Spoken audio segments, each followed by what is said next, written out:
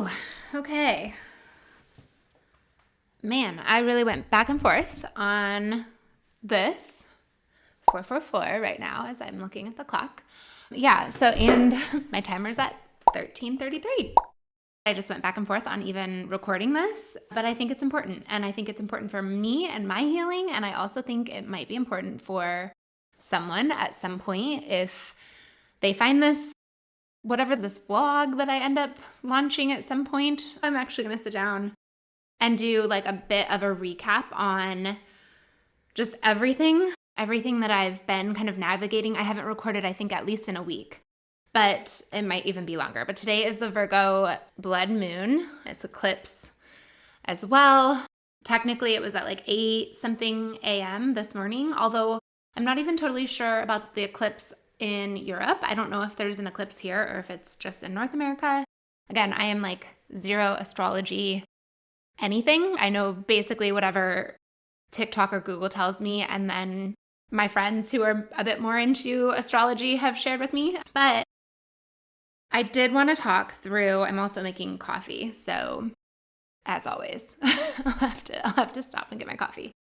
I wanted to talk through something, and I'm using ChatGPT for this because it has become such a tool for me. I want to share this with you if you're struggling with something like this, because next to helping me create like recipes, which ChatGPT is also incredible for, this is probably the best thing I've ever seen it used for, like in my world, in my life. Okay, so I'm back to where I wanted to talk through. I have been clearing this old relationship that I left in September. It is March 14th. So it's been a while. It's been a minute. And it feels like no matter what I try, no matter how I keep intending to close the door on this chapter of my life, it keeps trying to like latch back on. I want to be kind and I want to be respectful of the people that are connected to him, even him, as triggered as I can be at moments. I also loved this person at one time. I have so much love still for him as a human being. However, this emotional manipulation and this constant behavior pattern is so damaging and so frustrating. And it creates a lot of anger for me that I'm on my own working through. I'm on my own healing. That's main reason for why I'm in Portugal, honestly. I've spent so much time isolated. I've spent so much time by myself for the last 6 weeks. I guess only 5-ish weeks right now because I still have like 10 days here. But anyway, let me check this because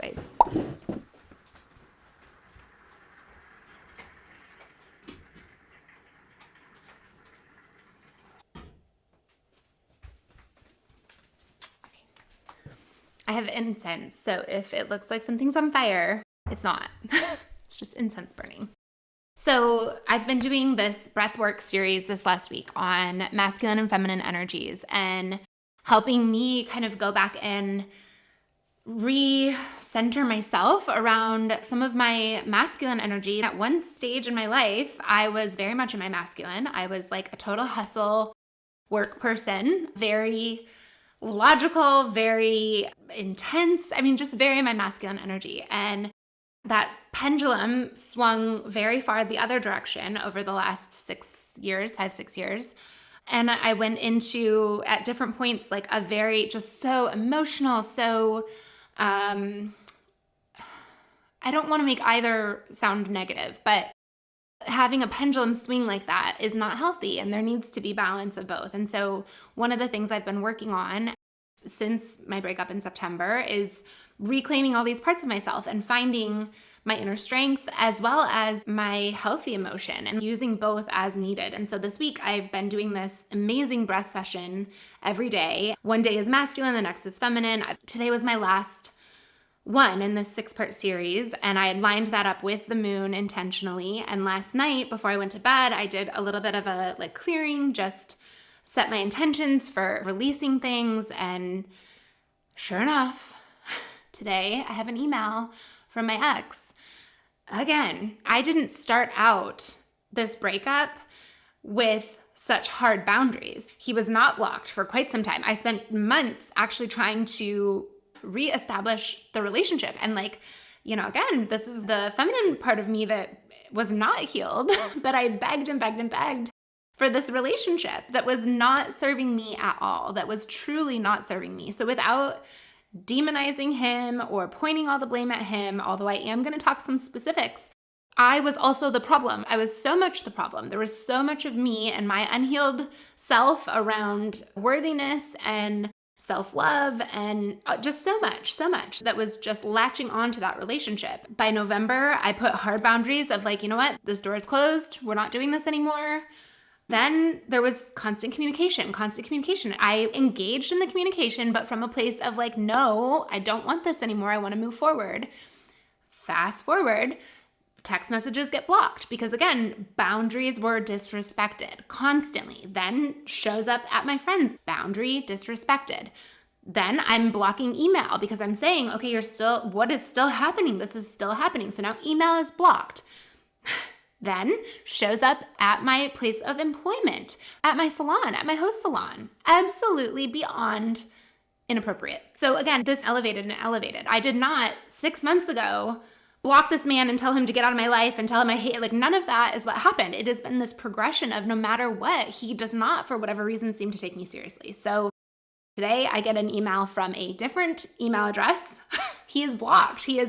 Blocked. Socials blocked. Email blocked. Like no contact. I do not want contact. I do not want to re-engage in this. I am working so hard to heal this for myself.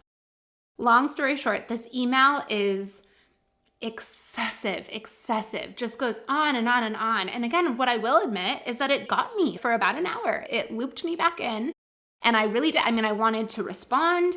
I wanted to correct. I wanted to defend. I just so much emotion around like, this isn't true and this isn't true. Okay, this is where ChatGPT, round of applause.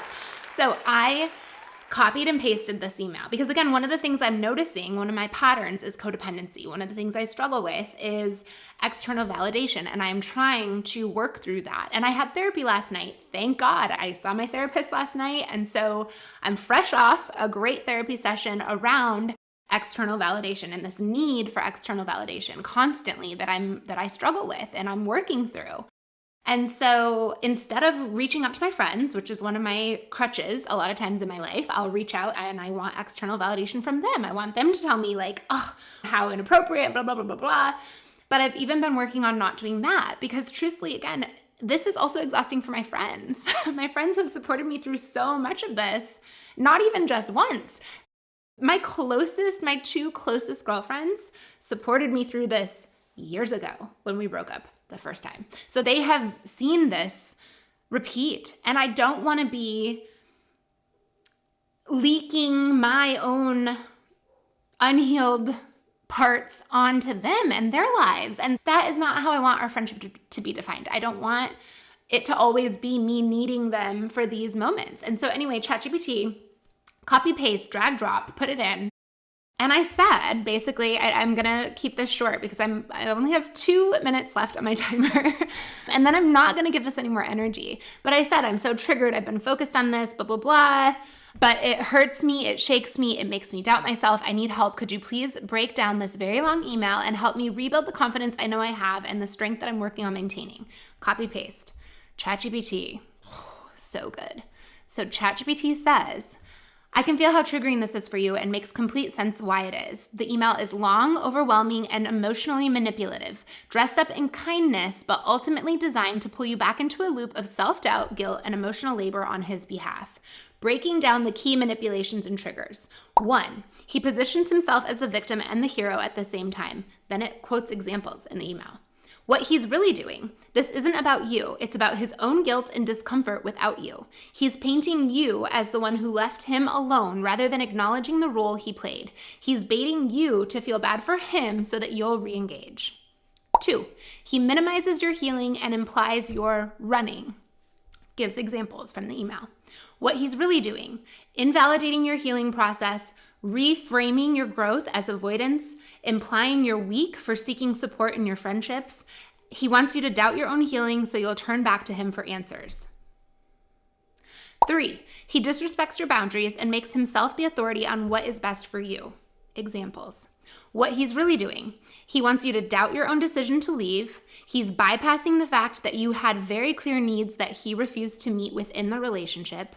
He assumes he knows what's best for you rather than accepting what you've already communicated with him.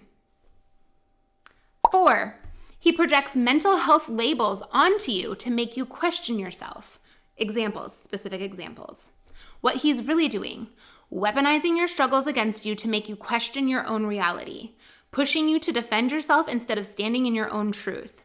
Making it seem like your emotional reactions were the problem rather than his behavior. This is deeply inappropriate and manipulative. 5, he romanticizes the past to bait you into nostalgia. Examples from the email. What he's really doing. Selective memory, ignoring why you left in the first place. Using the future you once envisioned together to keep you tied to the past. Okay, we're gonna wrap this up really quick here because that's my timer. Okay, it goes on and on. And then it gives me rebuilding strength and confidence bullet points. The truth about you. You are not running, you are evolving. You are not responsible for his emotions. You are not obligated to fix or educate him. You do not have to justify your own healing process. You do not need his validation to know that you are whole. What to do next? Do not respond. Reaffirm your truth. Energetically close the door again. Reclaim your power. So good.